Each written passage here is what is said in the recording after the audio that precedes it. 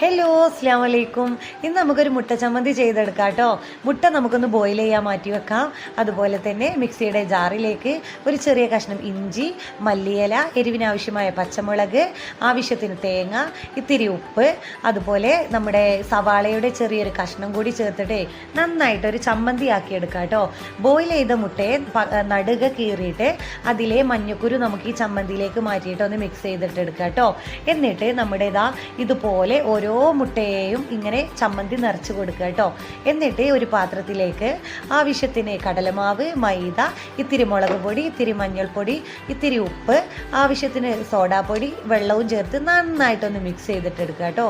എന്നിട്ട് നമ്മൾ സെറ്റ് ചെയ്ത് വെച്ച മുട്ടയെ അതിലേക്ക് മുക്കിയിട്ട് എണ്ണയിലിട്ട് വറുത്ത് കോരിയാൽ മാത്രം മതി കേട്ടോ. നല്ല ടേസ്റ്റാണ്.